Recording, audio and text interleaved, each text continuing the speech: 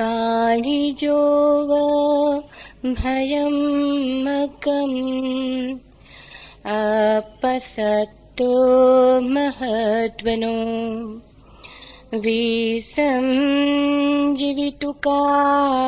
Mauve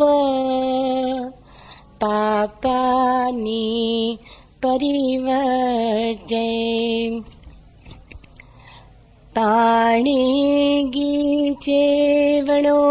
नास्त हरेय पाणिना विषम् नावणं विषमनुवेति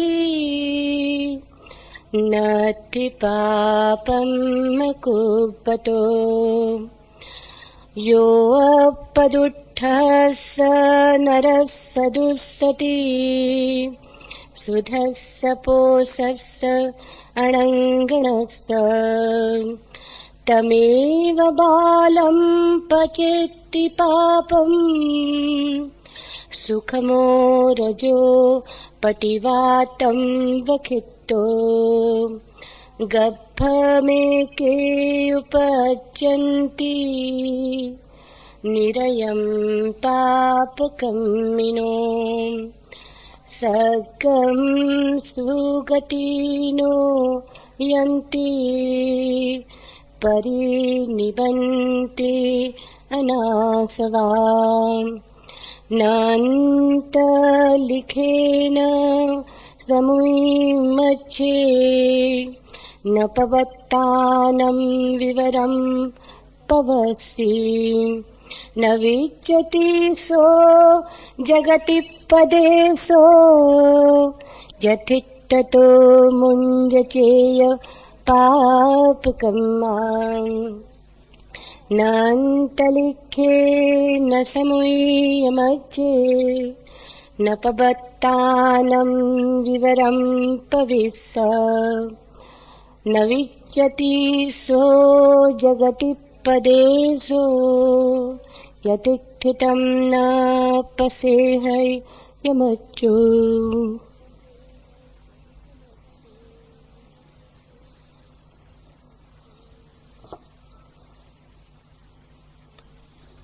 आज का पहला सूत्र, छोटे सार्थ, छोटे काफिले वाला और महाधन वाला वणिक जिस तरह भययुक्त मार्ग को छोड़ देता है, या जिस तरह जीने की इच्छा रखने वाला व्यक्ति विष को छोड़ देता है, उसी तरह पापों को छोड़ दे।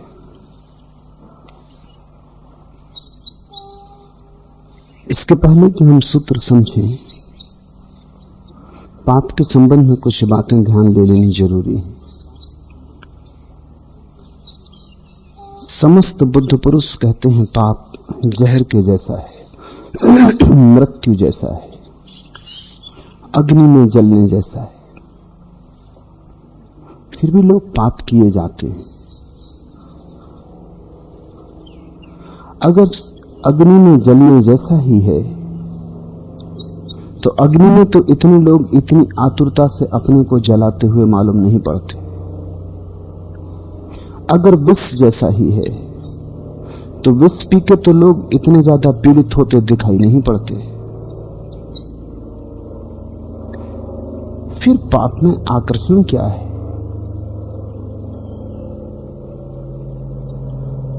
बुद्ध पुरुष कहते हैं, ठीक ही कहते होंगे कि अग्नि जैसा है, विष जैसा है, लेकिन मनुष्य को दिखाई नहीं पड़ता कि अग्नि जैसा है, विष जैसा है। बुद्ध पुरुषों की बात सुन के भी आदमी वही किए चला जाता है। 1000 बार अपने अनुभव से भी पाता है कि शायद बुद्ध पुरुष ठीक ही कहते हैं, फिर भी अनुभव को झुठलाता है और वही किए चला जाता है। तो समझना होगा, इतना प्रबल आकर्षण, आग में जलने का ऐसा आकर्षण तो किसी को भी नहीं। कभी कभार कोई आग में जल के मर जाता है, वो भी या तो भूल से और या आत्मघाती होता है, लेकिन अपवाद रूप। पाप के संबंध में तो हालत उल्टी है, कभी कभार कोई बच पाता है। अगर 100 में से 99 लोग आग में जल के मरते हों तो उसे फिर अपवाद न कह सकेंगे, वो तो नियम हो जाएगा। और जो एक बच जाता हो उसे क्या नियम का उल्लंघन कहोगे? उससे तो सिर्फ नियम सिद्ध ही होगा। वो जो एक बच जाता है इतना ही बताएगा कि भूल चूक से बच गया होगा। जब 99 जल मरते हो और एक बचता हो तो एक भूल से बच गया होगा। हाँ, जब एक जलता हो और 99 बचते हो तो एक भूल से जल गया होगा। पाप के संबंध में हालत बड़ी उल्टी, आंकड़े बड़े उल्टे।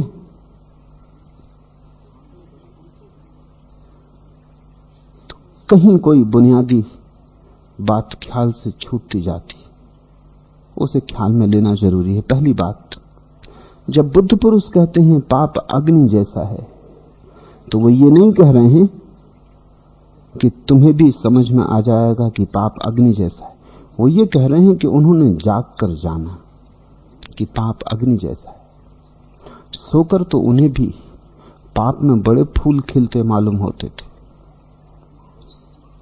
सोकर तो उन्हें भी पाप बड़ा आकर्षक था, बड़ा निमंत्रण था, उसमें बड़ा बुलावा था। बुलावा इतना सघन था कि आंख के जलन और आंख से पड़े घाव भी फूलों में ढक जाते थे। बुद्ध पुरुष ये कह रहे हैं जो जागा उसने जाना कि पाप आग जैसा है। सोए हुए का ये अनुभव नहीं। इसलिए तुम बैठ के ये मत दोहराते रहना कि पाप अग्नि जैसा है, विष जैसा है। इसके दोहराने से कुछ भी लाभ ना होगा।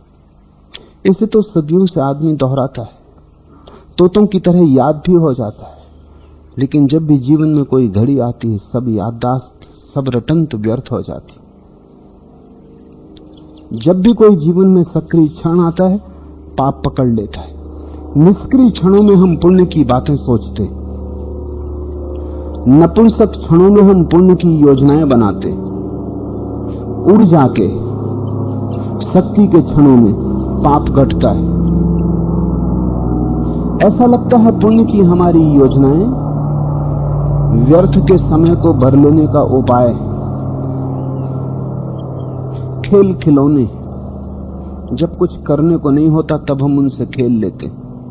जब पाप करने को नहीं होता तब हम पुण्य की बातें करके अपने को समझा लेते। जब करने की बात उठती तब पाप होता है। जब सोचने तक की बात हो तब तक पुण्य का हम विचार करते हैं। पापी से पापी भी विचार तो पुण्य के ही करता है। इसलिए विचारों के धोखे में मत आ जाना। अगर बहुत पुण्य का सोचते हो, इससे यह मत सोच लेना कि तुम पुण्यवान हो गए। और बुद्ध पुरुषों के वचनों को दोहरा के मत समझ लेना कि तुम समझ गए उन्होंने जो कहा था। उनकी बात तुम्हें समझ में तभी आएगी जब तुम जागोगे। तो जब वे कहते हैं पाप अग्नि जैसा है, तुम इस उधार को मान मत लेना। तुम तो जानना कि पाप अभी मुझे अग्नि जैसा दिखाई नहीं पड़ता। अभी तो मुझे पाप में बड़ा आमंत्रण, बड़ा रस। अभी तो पाप मुझे भोग का बुलावा है। जहर नहीं, अमृत है। तुम अपने को मत झुठलाना। तुम बुद्ध पुरुषों के वचनों को मत ओढ़ लेना, अन्यथा भटक जाओगे। तुम तो कहे जाना कि मेरा अनुभव तो यही है कि पाप बड़ा प्रीतिकर है। आप कहते हैं, ठीक कहते होंगे, लेकिन मुझे दिखाई नहीं पड़ता। अगर तुमने ये याद रखी कि तुम्हारे पास आंख नहीं है, तुम्हें दिखाई नहीं पड़ता, तो तुम्हारे जीवन की प्रक्रिया में बदलाहट होगी। बदलाहट ये होगी कि तुम पाप छोड़ने की फिक्र ना करोगे, आंख पैदा करने की फिक्र करोगे। और वहीं सारी चीज वहीं निर्भर है।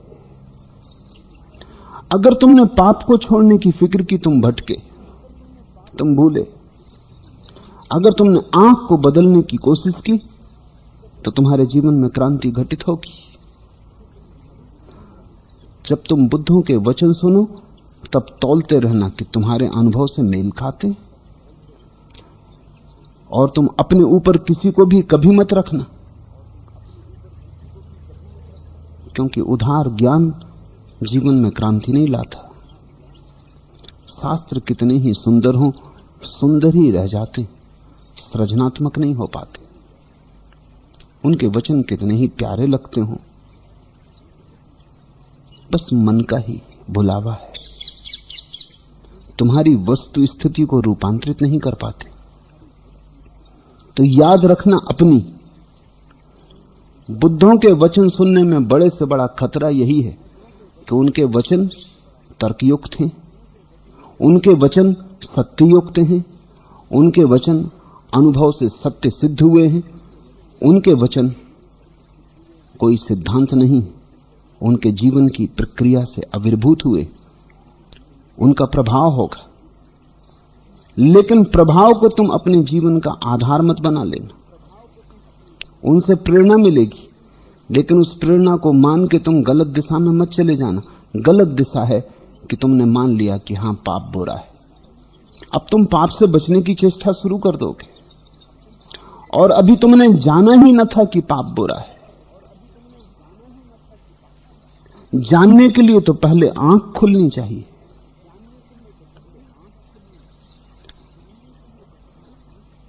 पहली बात। दूसरी बात, जब बुद्ध पुरुष कहते हैं पाप अग्नि जैसा है, जहर जैसा है, तो तुम ये मत समझना कि वो पाप की निंदा कर रहे हैं। धर्मगुरु करते हैं, दोनों के वचन एक जैसे, इससे बड़ी भ्रांति होती। धर्मगुरु जब कहता है पाप जहर है तो वो निंदा कर रहा है। जब बुद्ध कहते हैं पाप जहर है तो केवल तथ्य की सूचना दे रहे। पाप को जहर कहने में उन्हें कुछ मजा नहीं आ रहा। पाप को जहर कहने में उनकी कोई दबी हुई कामना नहीं।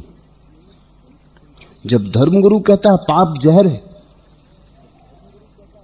तो वो तथ्य की घोषणा नहीं कर रहा है, वो ये कह रहा है कि मेरे भीतर पाप के प्रति बड़ा आकर्षण है, मैं जहर जहर कह के ही उस आकर्षण को किसी तरह रोके हुए हूं।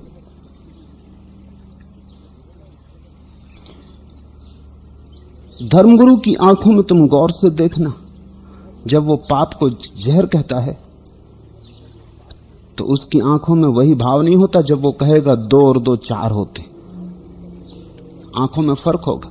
जब वो कहता है 2 और 2 4 होते हैं तो आंखों में कोई रौनक नहीं होती, कोई भावावेश नहीं होता, वो उत्तेजित नहीं होता।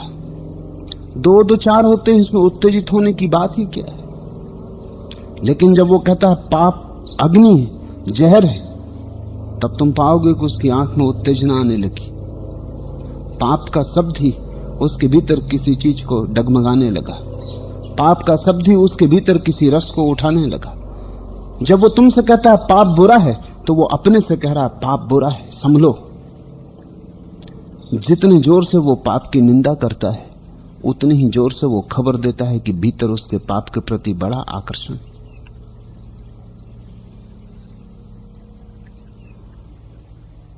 धर्मगुरु से तुमने अगर पाप के संबंध में समझा तो तुम गलत रास्ते पर जाओगे।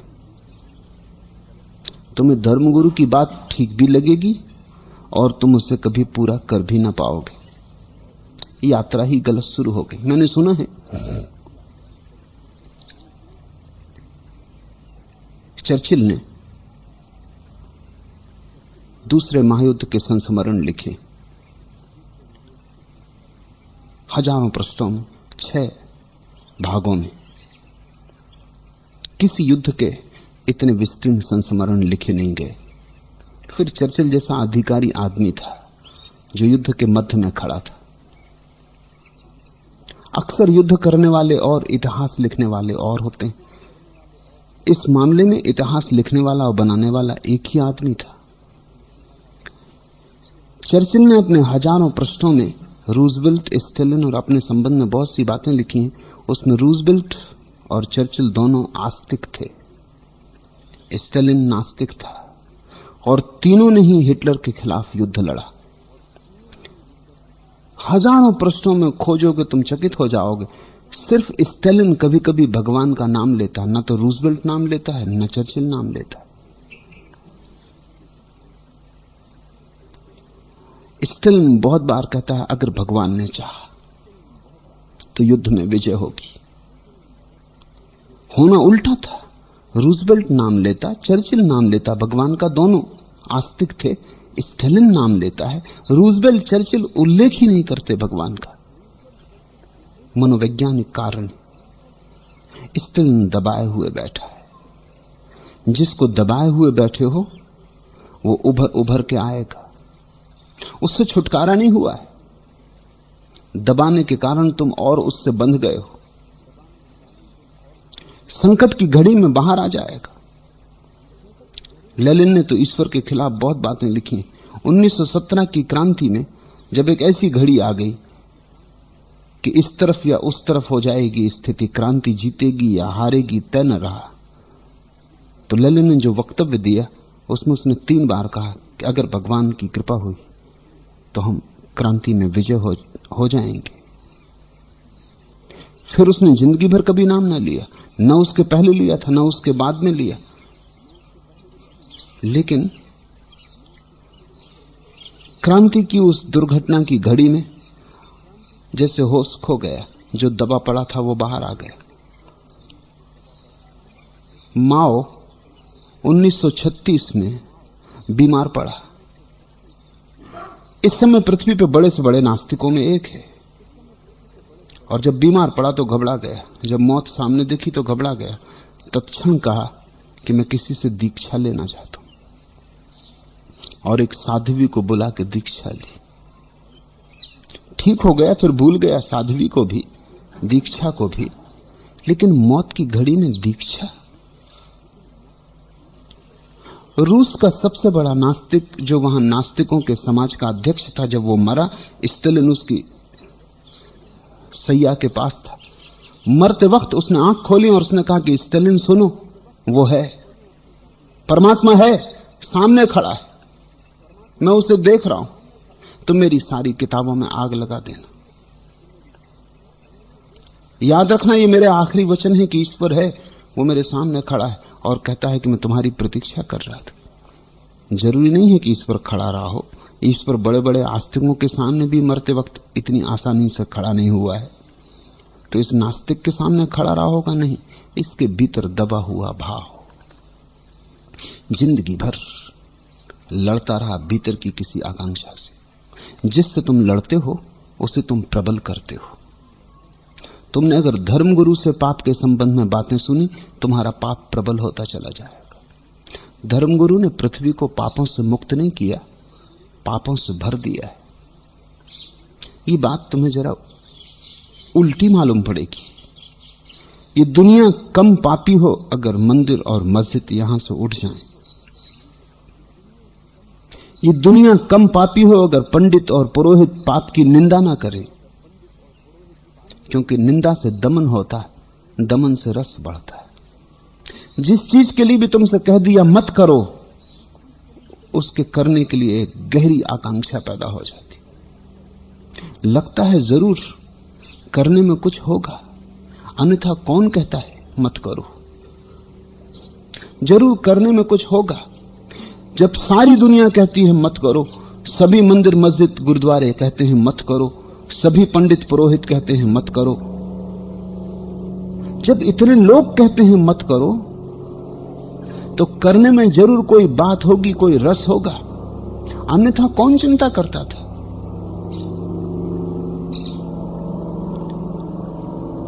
बुद्ध पुरुष जब कहते हैं पाप अग्नि है, जहर है, तो वो सिर्फ केवल तथ्य की उद्घोषणा कर रहे हैं।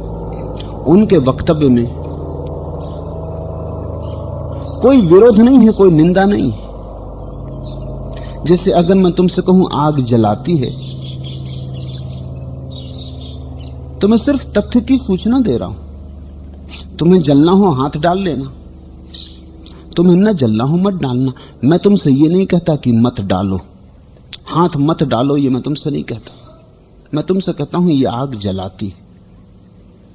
अब तुम्हारे ऊपर निर्भर है, तुम्हें हाथ जलाना हो तो आग में हाथ डाल लेना, न जलाना हो मत डालना।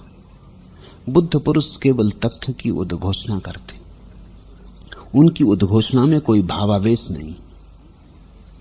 तो जब बुद्ध इन वचनों को कह रहे हैं तो ये ख्याल रखना, तुम ये मत सोच लेना कि वो तुमको डरवाने के लिए कह रहे हैं कि पाप अग्नि है। डरा के कहीं कोई मुक्त हुआ? भय से कहीं कोई पुण्य को उपलब्ध हुआ? भय से कभी कोई भगवान को पहुंचा? ना वो निंदा कर रहे हैं, पाप के विरोध में भी नहीं है। विरोध में होने योग्य भी क्या है पाप में? वो सिर्फ इतना कह रहे हैं यहां गड्ढा है, अगर संभल के न चले गिरोगे। अगर गिरना हो तो गैर संभल के चलना, अगर न गिरना हो संभल के चलना। उनकी तरफ से कोई आदेश नहीं। जैन शास्त्रों में एक बड़ी मधुर बात है। जैन शास्त्र कहते हैं तीर्थंकर के वचनों में उपदेश होता है, आदेश नहीं। ये बात बड़ी प्रीति कर रहे। उपदेश का मतलब होता है वो केवल कह देते हैं ऐसा है, आदेश नहीं कि ऐसा करो। धर्मगुरु के वचन में आदेश होता है, तीर्थंकर के वचन में मात्र उपदेश होता है। आदेश का मतलब है धर्मगुरु कह रहा है कि मेरी कुछ योजना है, उसके अनुसार चलो, मेरी मानो, मैं जो कहता हूं वैसा आचरण करो। भाषा तो एक ही दोनों उपयोग करते हैं, इसलिए बड़ी भूल हो जाती है। तो धम्म पद के इन वचनों को तुम तथ्य निरूपक मानना, ये उपदेश हैं, इनमें कोई आदेश नहीं। तुम जरा सोचो, जैसे ही मैं कहता हूं इनमें कोई आदेश नहीं, तुम्हारे भीतर से कुछ चीज हट जाती। अगर नहीं करने का जोर नहीं तो करने का मजा ही हट जाता। छोटे सार्थ जिनके पास छोटा सा काफिला है लेकिन धन बहुत है, ऐसा व्यवसायी भययुक्त मार्ग को छोड़कर चलता है। या जिस तरह जीने की इच्छा रखने वाला व्यक्ति विष को छोड़ता है, उसी तरह पापों को छोड़ दे। ध्यान रखना, इसमें छोड़ने पर जोर नहीं है। इसमें बात कुल इतनी ही है कि अगर तुम चाहते हो कि जीना है तो फिर विष तुम्हारे काम का नहीं। मरना हो तो विष ही काम का है। अगर तुम चाहते हो कि लुटना नहीं है तो भययुक्त रास्तों को छोड़ देना उचित है। अगर तुम चाहते हो कि लुटने का मजा लेना है तो भूलकर भी भययुक्त रास्तों को छोड़ना मत। और बुद्ध केवल इतना कह रहे हैं कि तुम्हारे पास सामर्थ्य तो कम है और धन बहुत है, समय तो कम है और संपत्ति बहुत है, सुरक्षा का उपाय तो कम है, और तुम्हारे भीतर बड़े मणिमाणिक्य हैं। प्रत्येक बच्चा परमात्मा की संपत्ति को लेकर पैदा होता है। वो संपत्ति इतनी बड़ी है कि उसकी रक्षा करना ही मुश्किल है, और उपाय रक्षा करने का कुछ भी नहीं है। संपत्ति कुछ ऐसी है कि उस पर तुम पहरा भी नहीं बिठा सकते।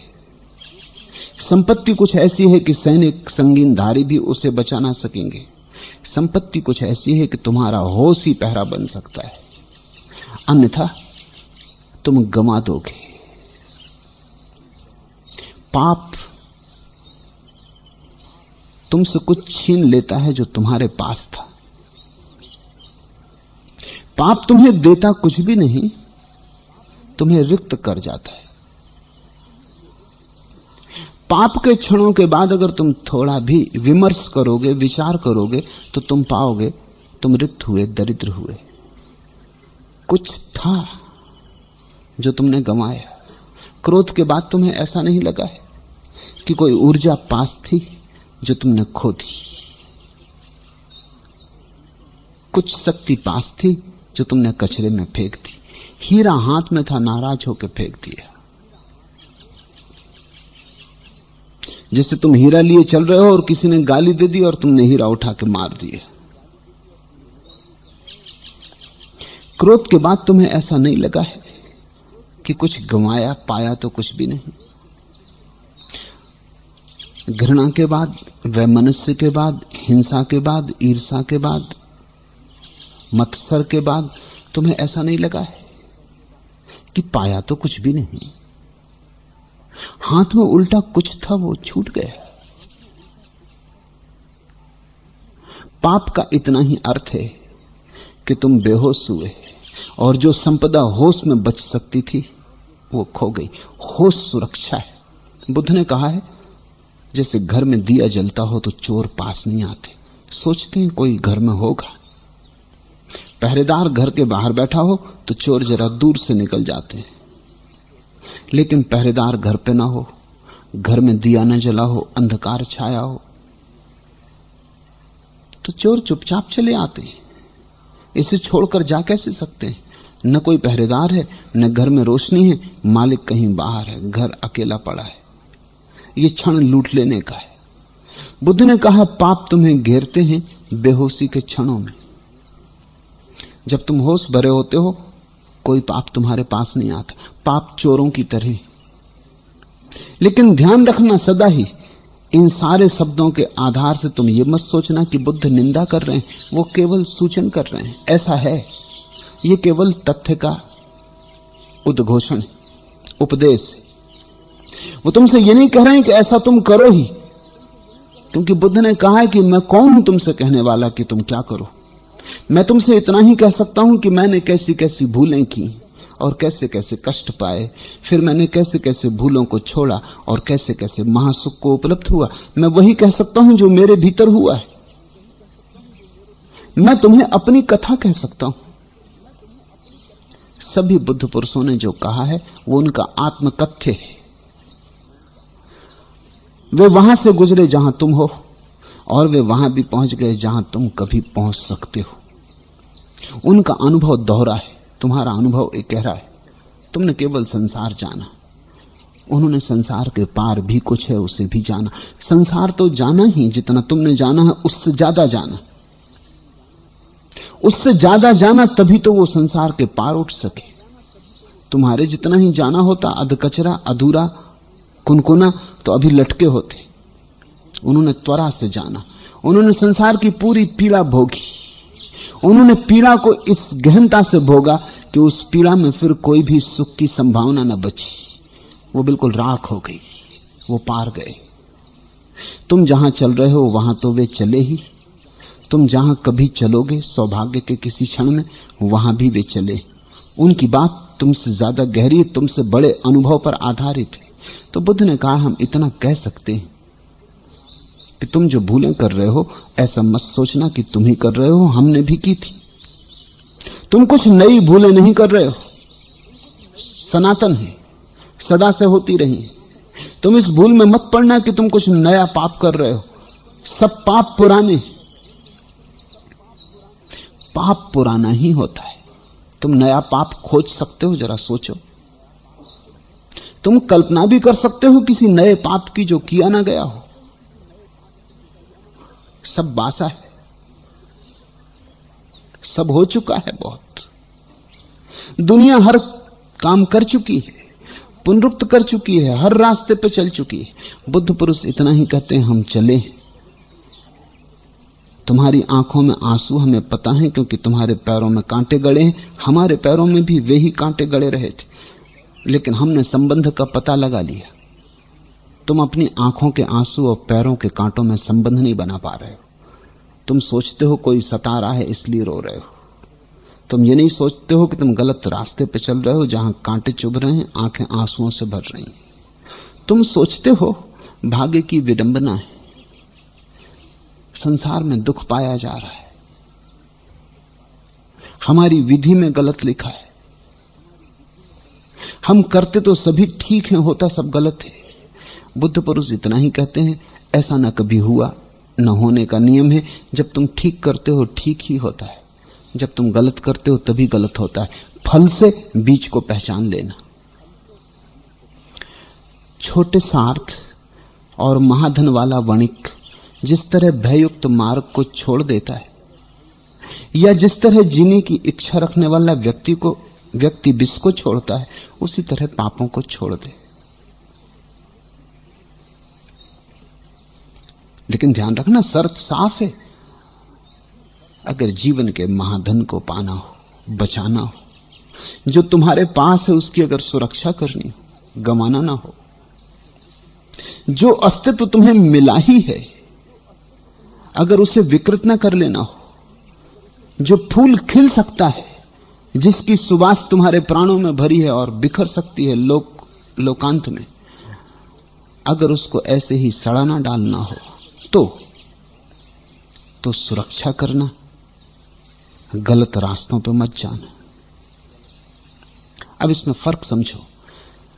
धर्मगुरु कहता है अगर पाप करोगे दुख पाओगे, बुद्ध पुरुष कहते हैं अगर पाप करोगे सुख से वंचित हो जाओगे। इस फर्क को ख्याल में लेना, यह बहुत गहरा फर्क है। धर्मगुरु कहता है पाप किया नरक में सड़ोगे, वो डरवा रहा है, वो तुम्हारे पाप के आकर्षण से बड़ा भय खड़ा कर रहा है कि शायद भय के आधार पर तुम रुक जाओ। जैसे छोटा बच्चा आइसक्रीम खाना चाहता और मां कहती है कि आइसक्रीम खाओगे तो बुखार चढ़ेगा, सर्दी जुकाम होगा, घबराती है उसको।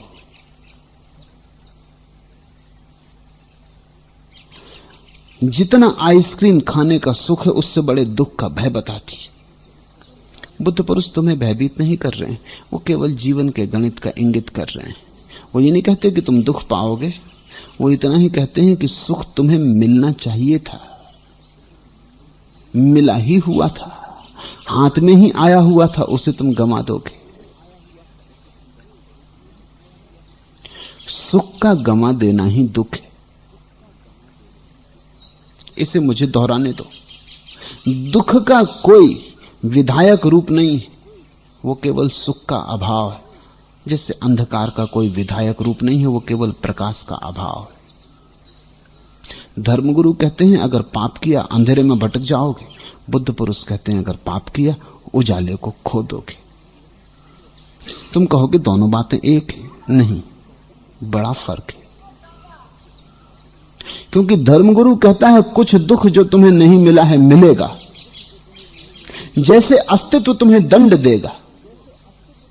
और बुद्ध पुरुष कहते हैं कुछ तुम्हें मिला ही हुआ था, तुम अपनी ही अयोग्यता से उसे खो दोगे। अस्तित्व तुम्हें दंड नहीं दे रहा है, अस्तित्व ने तो तुम्हें धन्यभागी बनाया था, अस्तित्व ने तो तुम्हें बिना मांगे बहुत दिया था, अस्तित्व ने तो हाथ खोल के दिया था, तुम्हारी झोली पूरी भरी थी, तुमने ही अयोग्यता से खोया। धर्मगुरु कहता है सिद्धत्व जीवन के अंत में है, बुद्ध पुरुष कहते हैं सिद्धत्व स्वभाव है जीवन के प्रारंभ में। तुम्हें मिला ही था मोक्ष, तुमने अपने हाथ से ही बागुड़ खड़ी कर ली और सीमाएं बांध ली। तुम्हारे जीवन में महासंगीत घट सकता था, तुमने खुद ही तार तोड़ लिए सितार के, किसी ने तोड़े नहीं। ये अस्तित्व की मंगलदायी, ये अस्तित्व की परम मंगलदायी प्रकृति की सूचना है। अस्तित्व तुम्हारे विरोध में नहीं, तुम अस्तित्व के ही फैलाव। अंधेरे में गिरा देगा ऐसा नहीं, अंधेरे में तुम गिर जाओगे ये सच है, क्योंकि जब रोशनी खो जाएगी तो अंधेरे में गिर जाओगे, लेकिन कोई तुम्हें गिराता नहीं। उमर खयाम का एक वचन है कि मुझे कुरान पे भरोसा है, इसलिए मैं मानता हूं कि नरक होगा जरूर, लेकिन मुझे परमात्मा की अनुकंपा पे भी भरोसा है, इसलिए मैं मानता हूं कि नरक खाली होगा। कुरान पे भरोसा है इसलिए नरक होगा जरूर, कुरान कहती है, लेकिन मुझे परमात्मा की अनुकंपा पे भी भरोसा है, इसलिए मैं जानता हूं नरक खाली होगा, वहां कोई हो नहीं सकता। अस्तित्व मंगलदायी है, परम कल्याणकारी है। अस्तित्व का यह कल्याणकारी रूप ही तो उसका ईश्वर भाव है। तुम्हें कोई दंड देने को नहीं बैठा है, हां पुरस्कार तुमसे छिन जाएगा और तुम ही छिन जाने के कारण होगे। सुख तुम खो सकते हो, बस उस खोने में ही दुख है। जो हो सकता था उसके न होने में नरक है, जो हो सकता था उसके हो जाने में स्वर्ग है। फूल बीज से फूल तक पहुंच जाए स्वर्ग है, बीज रह जाए फूल तक न पहुंच पाए नरक है। जो होना था न हो पाए नरक है, जो होना था वही हो जाए परम आनंद, परम उत्फुल्लता का क्षण आ गया, पूर्णता हुई, तृप्ति हुई। छोटे सार्थ और महाधन वाला वणिक जिस तरह भययुक्त मार्ग को छोड़ देता है, या जिस प्रकार जीने की इच्छा रखने वाला व्यक्ति विष को छोड़ता है, उसी तरह पापों को छोड़ दे।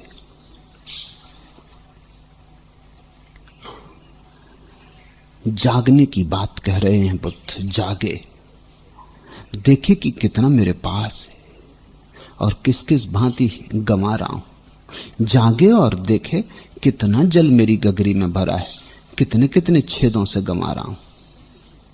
छेदों को भर ले। यदि हाथ में घाव ना हो तो हाथ में विष लिया जा सकता है। यह बड़ा महत्वपूर्ण सूत्र है, क्योंकि घाव ना हो तो शरीर में विष नहीं लगता। इसी तरह नहीं करने वाले को पाप नहीं लगता है। यदि हाथ में घाव ना हो तो तुम हाथ में विष भी ले लो तो भी कुछ हर्जा नहीं। घाव हो तो घाव के माध्यम से विष शरीर में प्रवेश कर जाता है, खून की धारा में पहुंच जाता है।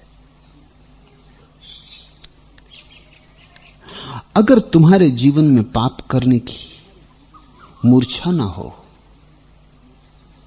तो तुम मध्य पाप के बीच भी खड़े हो जाओ तो भी पाप से तुम छुए न जा सकोगे, तुम अस्पर्शित रहोगे। तुम्हें पाप चारों तरफ से घेर ले तो भी तुम्हारे जीवन में प्रवेश ना कर सकेगा। घाव चाहिए। किसी ने तुम्हें गाली दी, अगर तुम्हारे भीतर गाली को पकड़ने के लिए घाव ना हो, अहंकार का घाव ना हो, तो गाली तुम्हारे चारों तरफ चक्कर लगा के थक जाएगी। क्या करेगी? आएगी, अपने से चली जाएगी।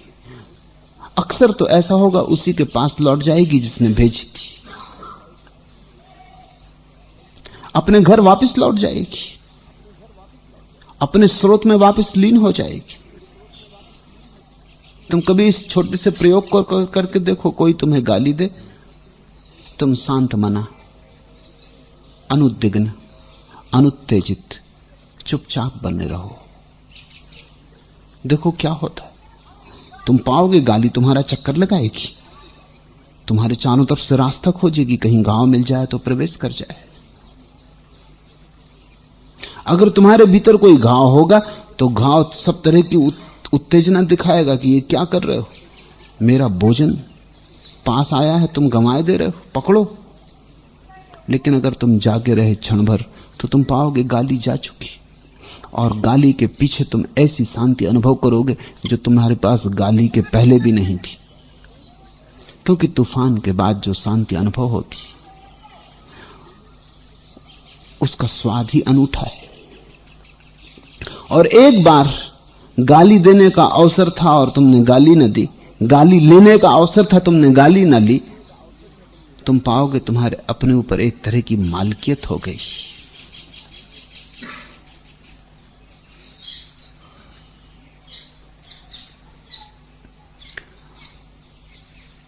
यदि हाथ में घाव ना हो तो हाथ में विष नहीं लगता, लिया जा सकता है। इसका यह अर्थ हुआ कि पुण्यात्मा व्यक्ति, सजग जागरूक व्यक्ति, अंधेरे से अंधेरी रात में भी खड़ा हो जाए तो अंधेरा उसे छूता नहीं। यही कृष्ण ने पूरी बात गीता में अर्जुन को कही कि तू फिक्र मत कर, अगर तेरे हाथ में घाव नहीं है तो ये विष तू ले ले।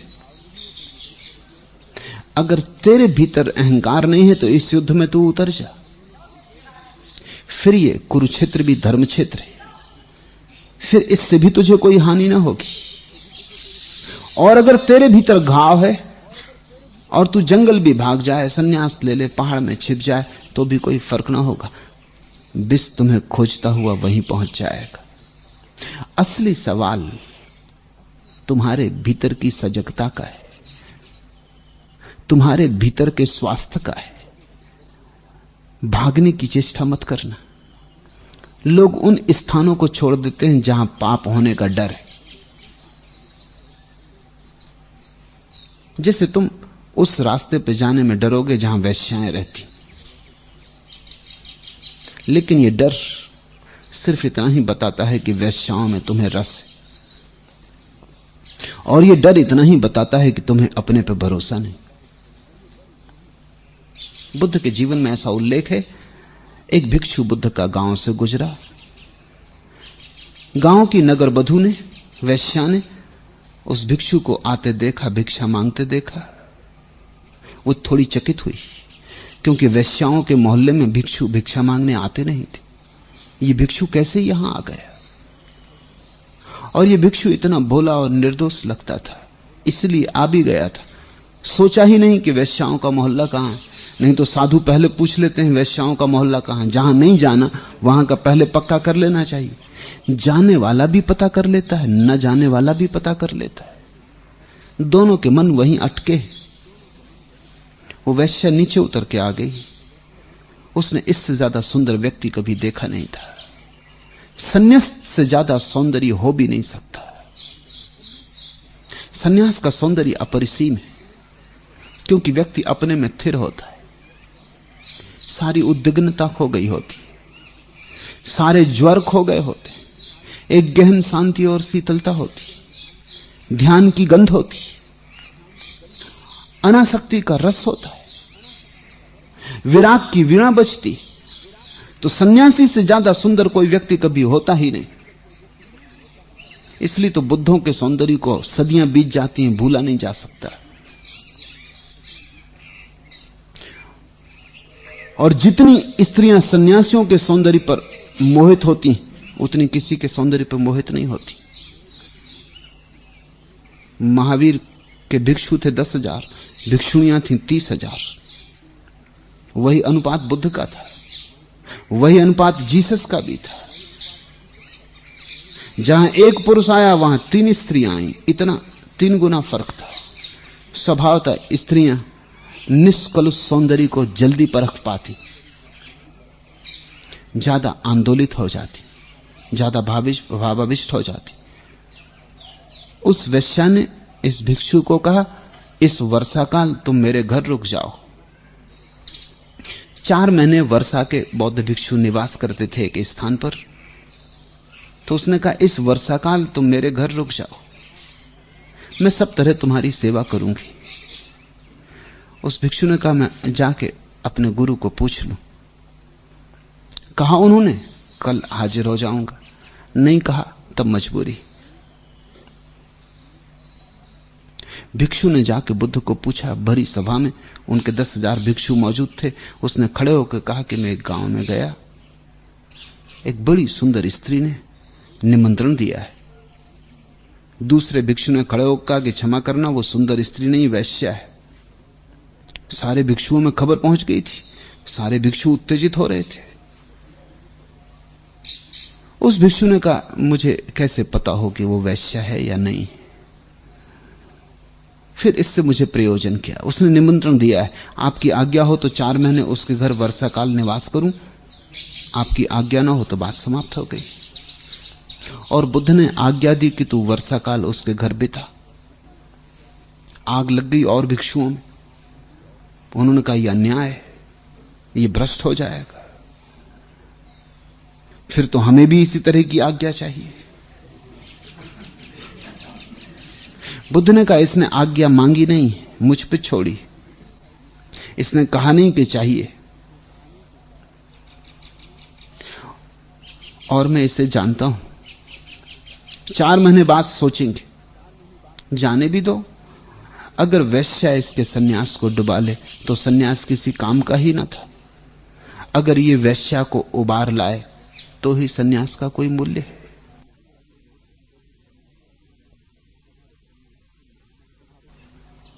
तुम्हारे सन्यास की नाव में अगर एक वैश्या भी यात्रा न कर सके तो क्या मूल्य? वो भिक्षु वेश्या के घर 4 महीने रहा। 4 महीने बाद आया तो वेश्या भी पीछे चली आई।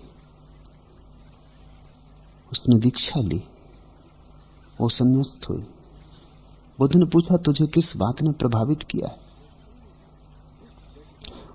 उस वेश्या ने कहा, आपके भिक्षु के सतत अप्रभावित रहने ने। आपका भिक्षु किसी चीज से प्रभावित होता ही नहीं मालूम पड़ता। जो मैंने कहा उसने स्वीकार किया।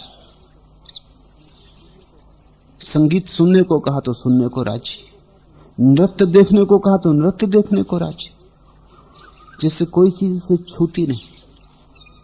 भीतर घाव ना हो तो कोई चीज छूती नहीं। अगर तुमने धर्म को स्थान परिवर्तन समझा, वेश्या का मोहल्ला छोड़ दिया क्योंकि डर है, बाजार छोड़ दिया क्योंकि धन में लोभ है, भाग खड़े हुए हिमालय पर, तो माना परिस्थितियों से तो हट जाओगे, घावों का क्या करोगे? चोट तो ना लगेगी घाव पर, सच ठीक। जहर से तो हट जाओगे, लेकिन घाव का क्या करोगे? घाव तो बना ही रहेगा, भीतर ही भीतर रस्ता ही रहेगा, प्रतीक्षा करेगा। कभी भी जब भी अवसर आएगा जहर को फिर छूने का, घाव फिर विषाक्त हो जाएगा। बुद्ध का जोर है, कृष्ण का जोर है, घाव को भर लो। तुम्हारे भीतर घाव ना हो, तुम छिद्र मुक्त हो जाओ, फिर जहां भी हो रहो। फिर नरक भी तुम्हारे लिए नरक नहीं और संसार भी तुम्हारे लिए निर्वाण।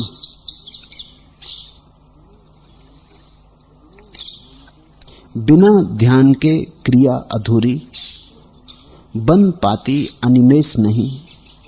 अंतर्मुख होते ही सन्मुख, रह जाता परिवेश नहीं। वही साध्य तक पहुंचा रहते जो शरीर अशरीर हुआ। अंतर्मुख होते ही सन्मुख, रह जाता परिवेश नहीं। तुम जैसे ही भीतर बुड़े, संसार गया। अंतर्मुख होते ही सन्मुख, रह जाता परिवेश नहीं। फिर बाहर तो खो गया, तुम भीतर मुड़े, संसार गया। बिना ध्यान के क्रिया अधूरी, और ध्यान का अर्थ है अपने भीतर ठहर जाना। करो कुछ भी, ठहरे रहो भीतर। चलने दो झंझावात, आंधियां और तूफान बाहर, तुम भीतर मत कपो, निष्कंप रहो वहां। वही साध तक पहुंचा रहते जो शरीर अशरीर हुआ। और अगर तुम भीतर डूबे तो तुम पाओगे शरीर में रहते ही अशरीर हो गए। जहां तुमने अशरीर भाव जाना, वहीं तुम घाव से मुक्त हो गए, क्योंकि घाव तो शरीर में ही लग सकते, आत्मा में तो कोई घाव लगते नहीं। शरीर में ही जहर व्याप्त हो सकता है, आत्मा में तो कोई जहर व्याप्त होता नहीं। तो जिसने जाना कि मैं आत्मा हूं, जिसने ध्याना कि मैं आत्मा हूं, अब पापों के मध्य में भी खड़ा रहे तो कमलवत पानी उसे छुएगा भी नहीं। जो शुद्ध हैं, निर्मल हैं, ऐसे निर्दोष पुरुष को जो दोष लगाता है, उस मूढ़ का पाप उसको ही लौट कर लगता है। जैसे कि सूक्ष्म धूल हवा के आने के रुख पर फेंकने से फेंकने वाले पर ही पड़ती। तुम चिंता ना करो, कोई गाली देगा, ये तुम्हारे परेशान होने की कोई जरूरत नहीं। ये गाली उस पर ही लौट जाएगी। तुम्हारा निर्दोष होना काफी, ये गाली अपने आप ही वापस लौट जाएगी। बुद्ध कहते हैं जैसे सूक्ष्म धूल हवा के आने पर फेंकने वाले के मुख पर ही वापस लौट जाती, या जैसे कोई आकाश पर थूकता है तो थूक अपने ही ऊपर गिर जाता है। लोग गालियां तो देते रहेंगे, तुम्हारे कारण गालियां नहीं देते, उनके भीतर गालियां हैं, वे करें भी क्या। उनके भीतर बड़ा ज्वर है, बड़ा बुखार है, वे बड़े दुख और पीड़ा से भरे, वे अपनी पीड़ा को फेंकते रहते थोड़े हल्के हो लेने के ख्याल से। माहे 9 पर भी उठी हैं हर तरफ से उंगलियां, जो कोई दुनिया में आया उसकी रुसवाई हुई। नए चांद पर भी, जो अभी अभी पैदा हुआ है, जिसने अभी कुछ किया ही नहीं, माहे 9 पर भी उठी हैं हर तरफ से उंगलियां। पहले दिन के चांद पर भी उंगलियां उठ जाती हैं। जो कोई दुनिया में आया उसकी रुसवाई हुई। और इस दुनिया में जो भी आएगा लोग उस पर धूल फेंकेंगे, इसलिए नहीं कि उसने कुछ धूल फेंके जाने का कारण पैदा किया था, नहीं, लोगों के हाथ में धूल है। लोगों के हाथ में कुछ और नहीं है, लोगों के हाथ में फूल नहीं है, धूल है, वो फेंकेंगे।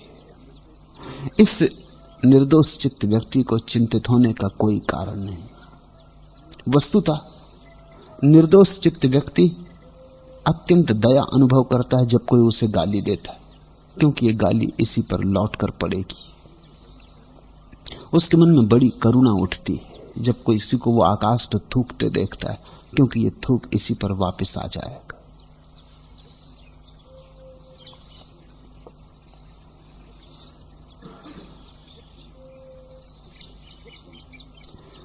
जब तुम तुम्हारी की गई निंदा से आंदोलित हो जाते हो तो तुम स्वीकार कर लेते हो कि निंदा ठीक थी। सोचो, झूठ से कोई परेशान नहीं होता, सच से ही लोग परेशान होते। अगर किसी ने कहा कि तुम बेईमान हो तो तुम परेशान तभी होते हो जब तुम पाते हो कि तुम बेईमान हो। अगर तुम्हें अपनी ईमानदारी पर सहज भरोसा है तो तुम हंस के गुजर जाते हो। या तो इस आदमी के समझने में कोई भूल हो गई, या ये आदमी जान के ही कुछ जाल फेंक रहा होगा, लेकिन इससे तुम्हारा क्या लेना देना है। तुम उन्हीं चीजों से पीड़ित होते हो जिनको तुमने छिपा रखा है। तुम बेईमान हो और तुमने ईमानदारी का पाखंड बना रखा है। तो कोई अगर बेईमान कह दे तो घाव को छू देता है, ऐसे घाव को छू देता है जिसे तुम छिपा रहे थे।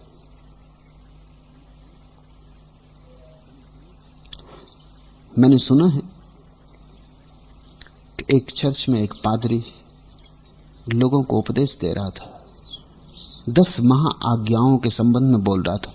एक मजाकिये ने मजाक किया, उसने एक चिट्ठी लिख के भेज दी।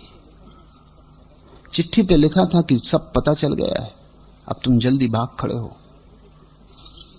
वो पादरी को चिट्ठी लिख के भेज दी कि सब पता चल गया है, अब तुम जल्दी भाग खड़े हो। उस पादरी ने चिट्ठी पढ़ी, जल्दी से उसने बाइबल बंद की और उसने कहा कि मुझे जरूरी काम आ गया, मैं घर जा रहा हूं। वो नदारत ही हो गया। लोगों ने पूछा कि मामला क्या है। उसके घर गए, वो तो घर से भी सामान लेके भाग खड़ा हुआ था। उस मजाकिये से पूछा कि तुमने लिख के क्या भेजा था। उसने कहा कि मैं खुद ही चकित हूं, मैंने तो सिर्फ मजाक किया था कि ये इतनी बड़ी ज्ञान की बातें कर रहा है, महाआज्ञाएं, 10 आज्ञाएं, और ये छोड़ो, ये छोड़ो, ये छोड़ो। मैंने तो सिर्फ मजाक किया था। तो भाग ही गया। मुझे भी पता नहीं कि इसने किया क्या है। तुम कभी कोशिश करना, 10 मित्रों को, कोई भी 10 मित्रों को कार्ड लिख दो 10 कि सब पता चल गया है, अब तुम भाग खड़े हो।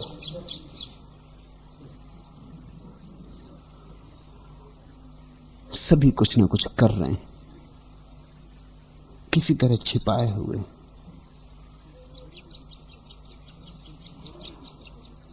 तुम अंधेरे में भी टटोलो तो भी उनके घाव पर हाथ पड़ जाएगा।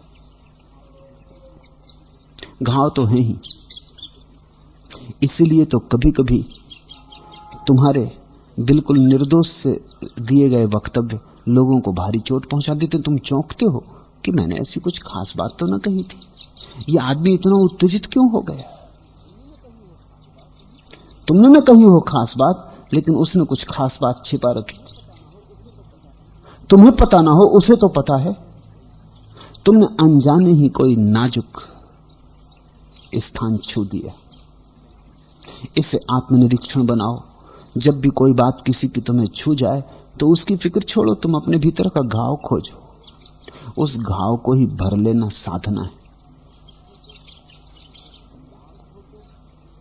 लाग हो तो हम उसे समझें लगाओ, जब न हो कुछ भी तो धोखा खाएं क्या। लाग हो तो हम उसे समझें लगाओ, दुश्मनी हो तो भी समझ लें कि दोस्ती है, किसी से घृणा हो तो भी मान लें कि प्रेम है। लाग हो तो हम उसे समझें लगाओ, इतने से भी मान लेने के लिए सुविधा है। जब न हो कुछ तो धोखा खाएं क्या। जब घृणा भी ना हो, प्रेम की तो बात ही छोड़ो, घृणा भी ना हो,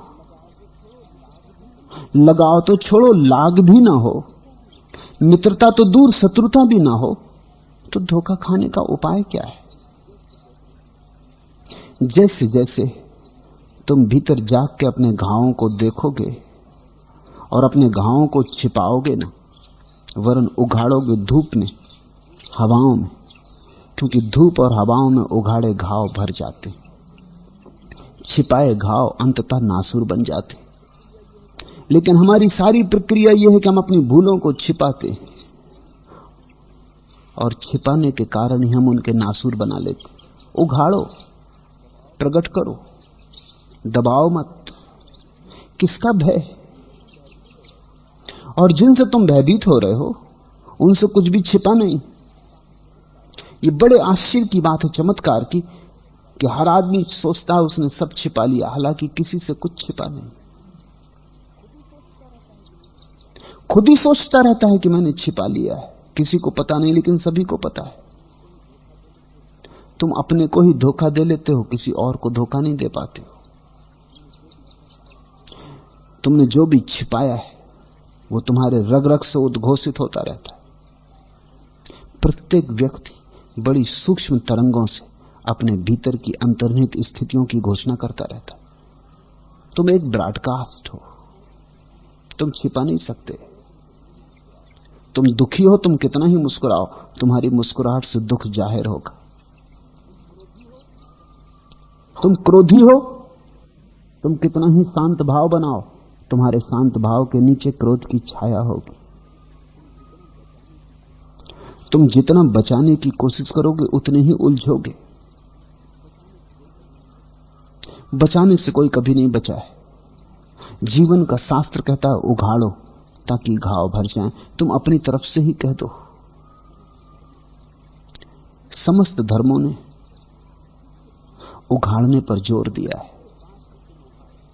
जिसके पास भी तुम उघाड़ सको, ईसाइयों में कन्फेशन की व्यवस्था है, जाओ, जिसके प्रति तुम्हें भरोसा हो अपने हृदय को उघाड़ दो। उघाड़ने से हृदय भरता है। जैसे ही तुम कह देते हो अपने घाव, तुम हल्के हो जाते हो। छिपाने को कुछ न बचा, बोझ न रहा। सद्गुरु का यही मूल्य था कि उसके पास तुम्हारी इतनी निष्ठा थी कि तुम सब कुछ खोल के रख सकते थे। तुम सद्गुरु के सामने अपने हृदय को नग्न कर सकते थे, निर्वस्त्र कर सकते थे। कोई चिंता ना थी कि वो तुम्हारी निंदा करेगा। कोई चिंता ना थी कि तुम कहोगे कि मैं पापी हूं तो वो कहेगा कि तुम बुरे हो। कोई चिंता ना थी कि तुम कहो कि मैंने चोरी की है तो उसकी आंखों में तुम्हें नरक में डालने का भाव उठेगा। कोई चिंता ना थी। सद्गुरु का अर्थ ही ये था जिसकी अनुकंपा अपार है। तुम कुछ भी कहो वो क्षमा कर सकेगा। तुम कुछ भी कहो वो समझेगा कि मनुष्य दुर्बल है। वो समझेगा कि ऐसी भूलें मुझसे हुई हैं। वो समझेगा कि जो भूल कोई भी मनुष्य कर सकता है वो मुझसे भी हुई है। उसने अपने को जान के मनुष्यता की पूरी कमजोरी पहचान ली, और जिसने मनुष्य की कमजोरी पहचान ली उसने मनुष्य की गरिमा भी पहचान ली। क्योंकि एक छोर कमजोरी है, दूसरी छोर गरिमा है। इधर मनुष्य पापी से पापी हो सकता है, उधर मनुष्य पुण्यात्मा से पुण्यात्मा हो सकता है। गिरे तो अंधकार से अंधकार, अमावस से अमावस में उतर जाए, उठे तो पूर्णिमा का चांद उसका ही है।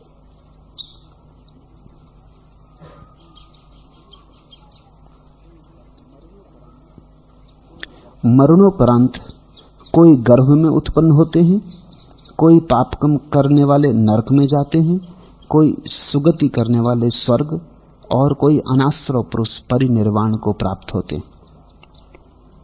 मृत्यु के बाद, मृत्यु तो सभी की घटती है, मरना तो सभी को पड़ता है।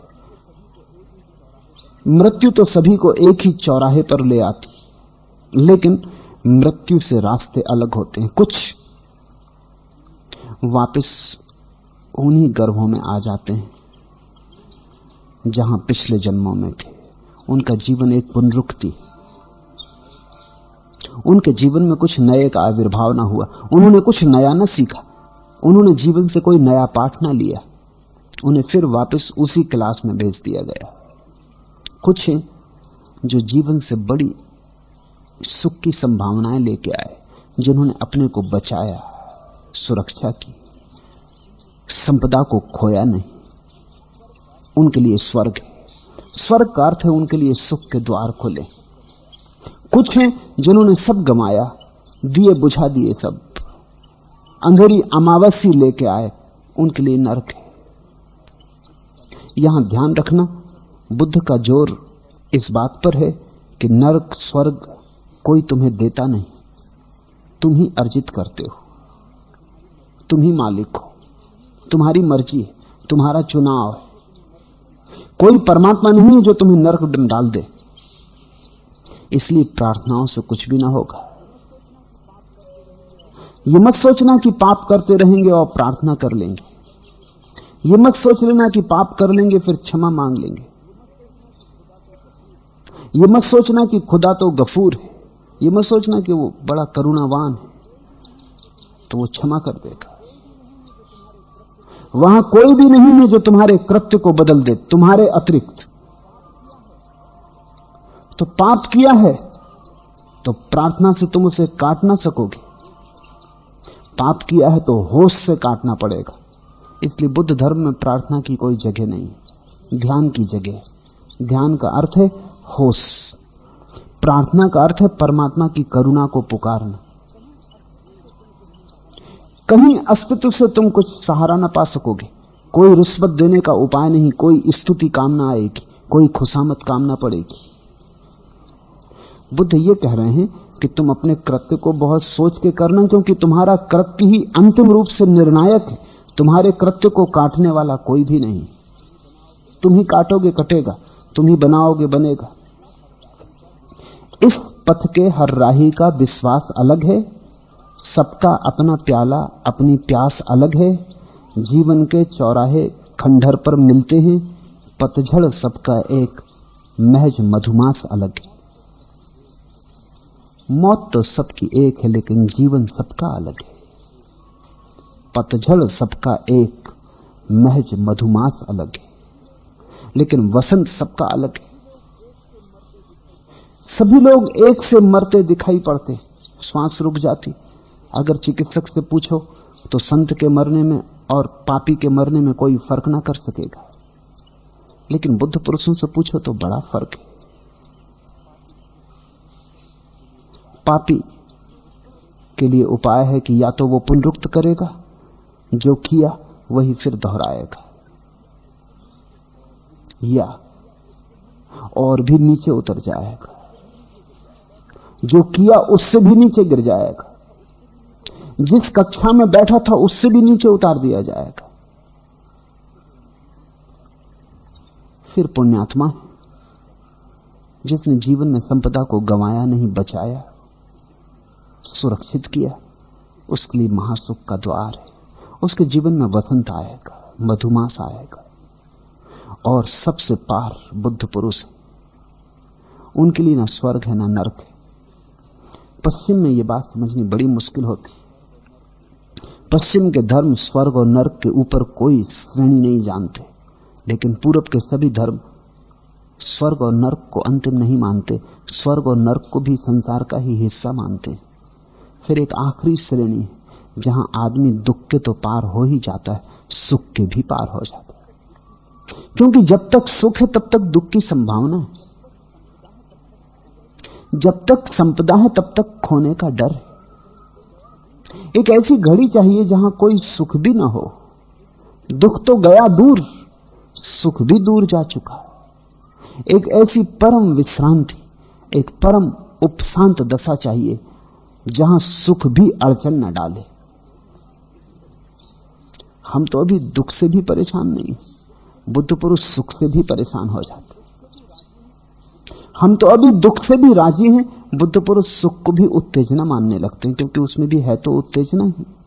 तरंगें तो उठती, व्याघात तो होता है, आंधी नहीं आती तो भी हवा तो चलती है, हल्के झकोरे तो आते, कंपन तो होता है, निष्कंप दशा।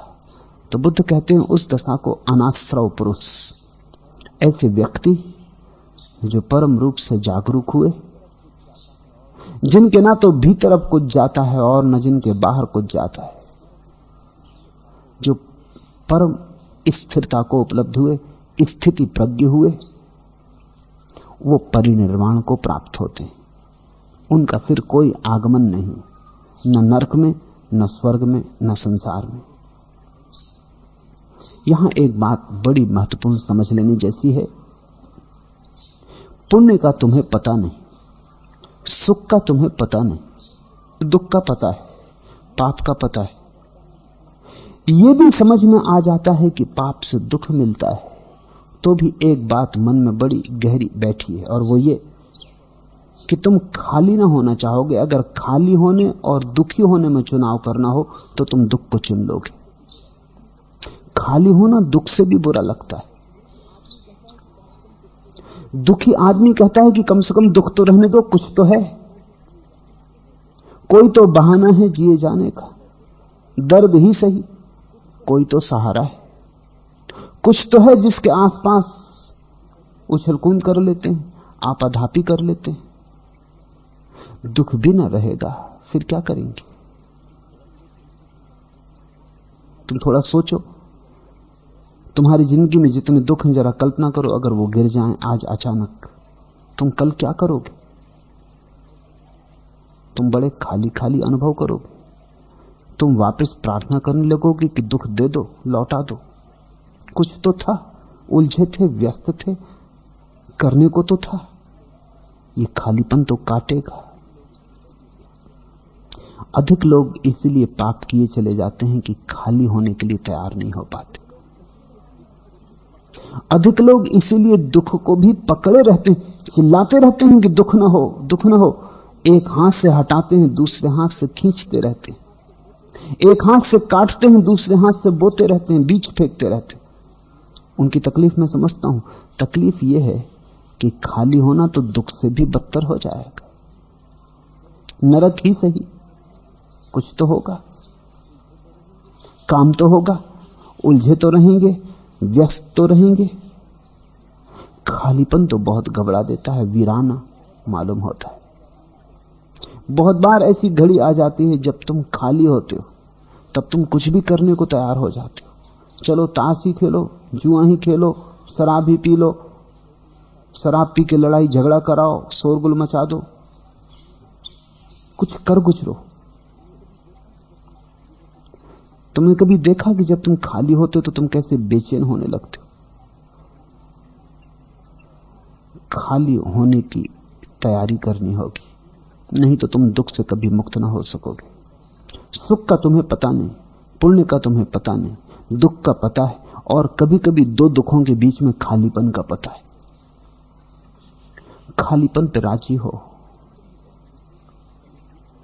कठिन है बहुत। मैं कल एक गीत पढ़ रहा था।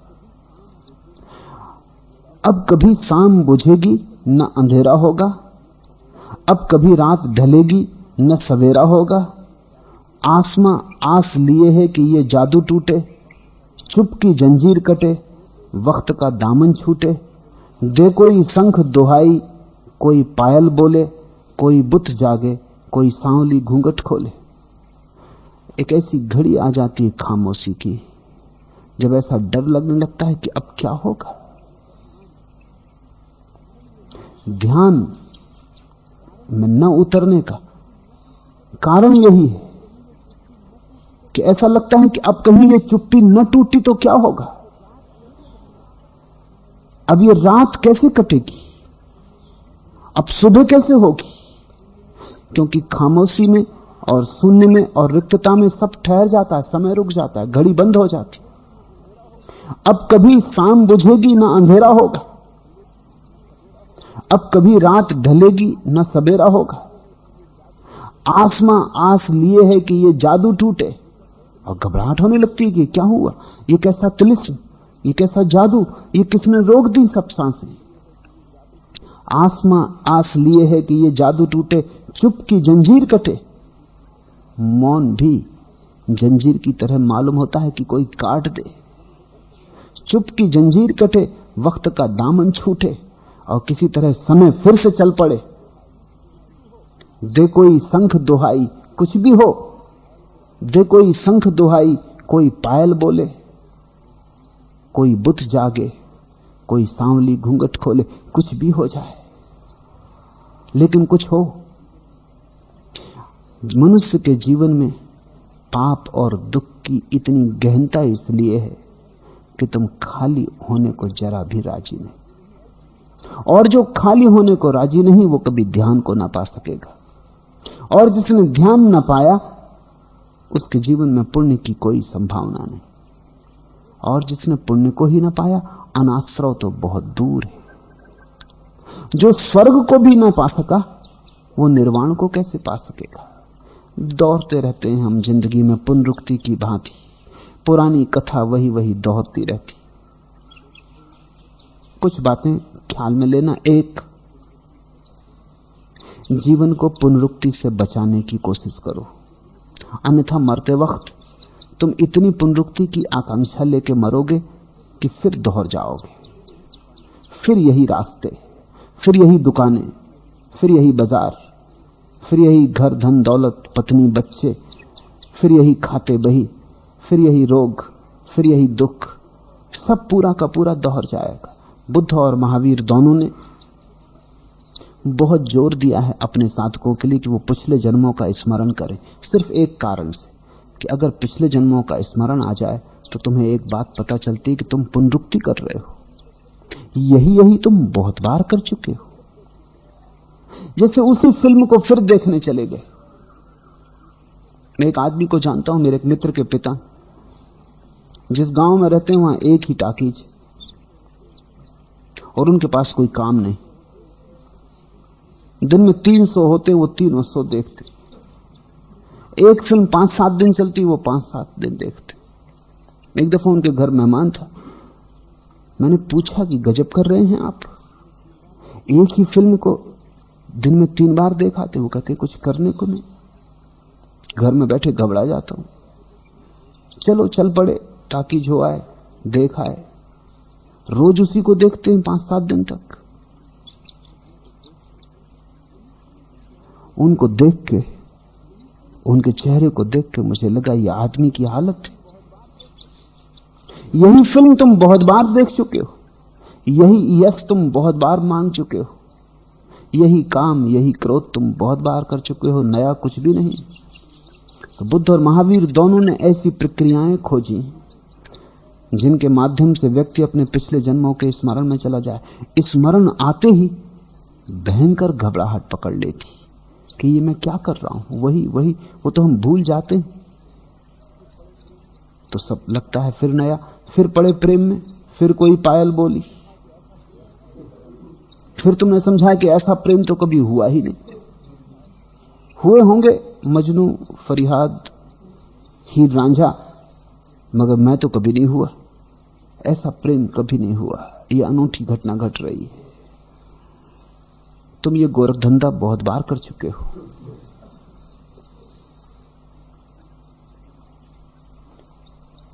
ये कुछ भी नया नहीं। संसार बड़ा पुराना, संसार सदा से प्राचीन,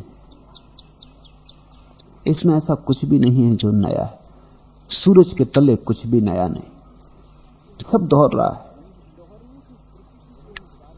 इस दोहरने की प्रतीति के ही कारण इस देश में आवागमन से कैसे मुक्ति हो इसका भाव उठा, संसार में कहीं भी नहीं उठा, क्योंकि संसार में कहीं भी पिछले जन्मों को स्मरण करने की प्रक्रिया और मनोविज्ञान नहीं खोजा गया। इसलिए इस्लाम कहता है एक ही जन्म है, ईसाईयत कहती है एक ही जन्म है, यहूदी कहते हैं एक ही जन्म। ये 3 धर्म हैं जो भारत के बाहर पैदा हुए, बाकी सब धर्म भारत में पैदा हुए। जो धर्म भारत में पैदा हुए वो कहते हैं पुनर्जन्म है, अनंत श्रृंखला है। अनंत श्रृंखला के कारण भारत को एक बात समझ में आनी शुरू हुई कि ये तो पुनरुक्ति है, ये तो चाक का घूमना है। फिर वही आरे ऊपर आ जाते हैं, फिर नीचे चले जाते हैं, फिर ऊपर आ जाते हैं। बड़ी ऊप पैदा हो गई। और जिस व्यक्ति को जीवन से ऊप पैदा हो जाए वही जीवन से मुक्त होता है। तो पुनरुक्ति मत करो। कल जो क्रोध किया था काफी कर लिया, अब दोबारा मत करो। कल यश मांगा था, खूब मांग लिया, क्या पाया, अब मत मांगो। कल तक धन के लिए दौड़े, अब रुको। धीरे धीरे पुनरुक्ति से अपने हाथों को छुड़ाओ। मरने के पहले पुनरुक्ति से अपने को छुड़ा लेना, अन्यथा मर के तुम फिर पुनरुक्त हो जाओगे। क्योंकि मरते क्षण जो आकांक्षा होगी वही तुम्हारा नए जन्म की शुरुआत हो जाती। मरणोपरांत कोई गर्भ में उत्पन्न हो जाता है, कोई पाप कर्म करने वाले नरक में चले जाते हैं, कोई सुगति वाले स्वर्ग को जाते। स्वर्ग और नरक भाव दशाएं। मरने के बाद जिस व्यक्ति ने जीवन में कष्ट ही कष्ट, दुख ही दुख का अभ्यास किया है, वो एक महान दुखांत नाटक में पड़ जाता है। मन के भयंकर दुख और पीड़ा में पड़ जाता है।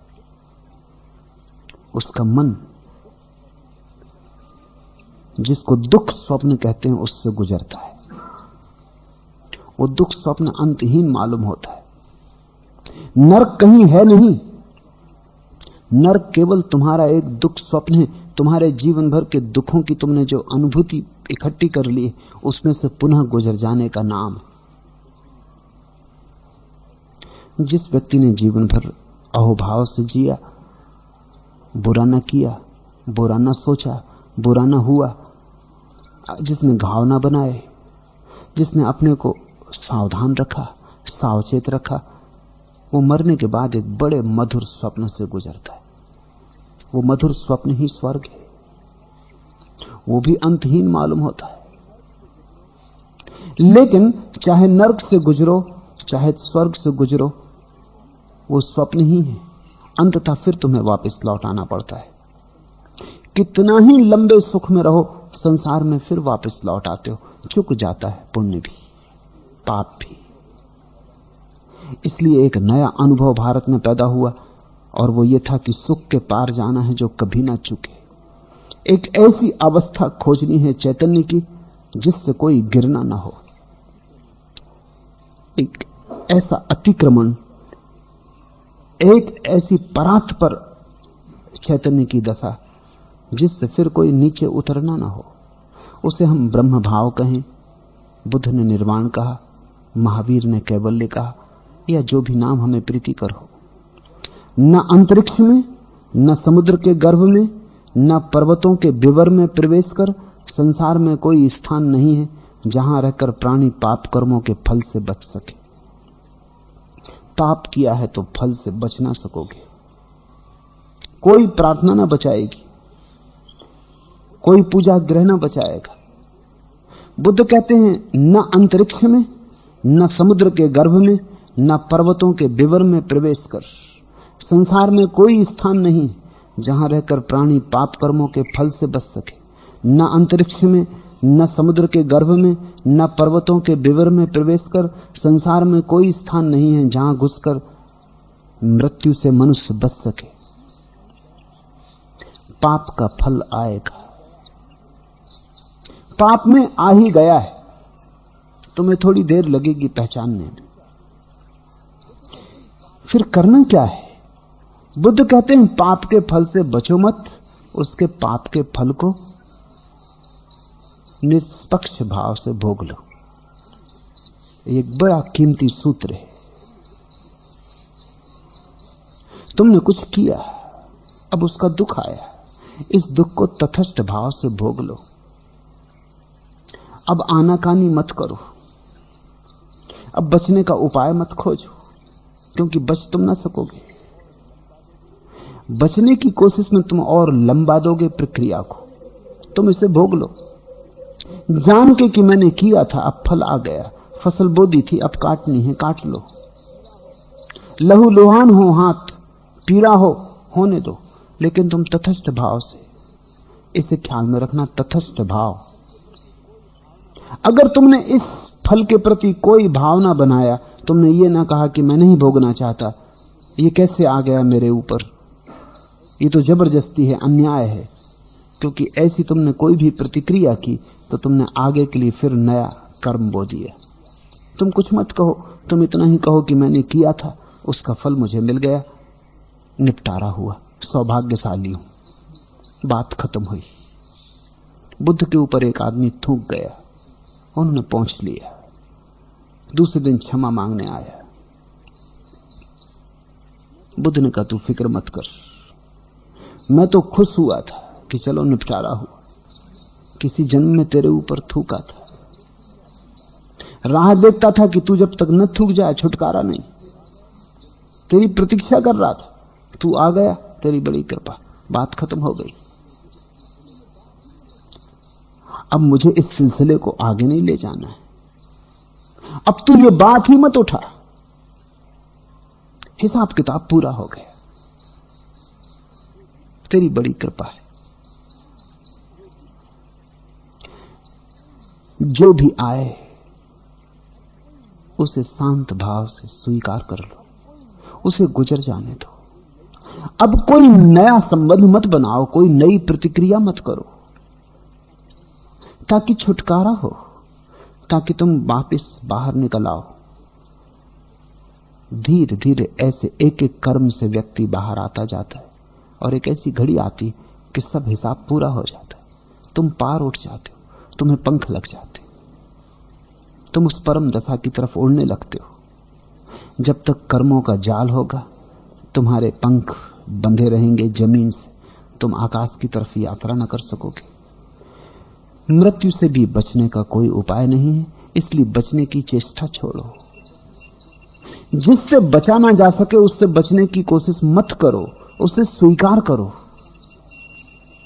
स्वीकार बड़ी क्रांतिकारी घटना है। बुद्ध ने इसके लिए खास शब्द उपयोग किया, तथाता। तथाता का अर्थ है जो है मैं उसे स्वीकार करता हूं, मेरी तरफ से कोई इंकार नहीं। मौत है, मौत से ही, मेरी तरफ रत्ती भर भी इंकार नहीं कि ऐसा ना हो या अन्यथा होता, जैसा हो रहा है वैसा ही होना था, वैसा ही होगा, मुझे स्वीकार है। मेरी तरफ से कोई विरोध नहीं, कोई प्रतिरोध नहीं, मेरी तरफ से कोई निर्णय नहीं, मेरी तरफ से कोई निंदा प्रशंसा नहीं। ऐसी शांत दशा में जो जीवन के सुख दुखों को स्वीकार कर लेता है, जीवन मृत्यु को स्वीकार कर लेता है, वो जीवन मृत्यु के पार हो जाता है। आवागमन उसे वापस नहीं खींच पाता, वो आकाश का हो जाता है। इस परम वीतराग दशा को हमने लक्ष्य माना था। जीवन का लक्ष्य है जीवन और मृत्यु के पार हो जाना। वही सुख सुख है जो दुख और सुख के दोनों के पार है। ऐसी दशा ही अमृत है, जहां न तो मृत्यु आती अब और न जीवन आता।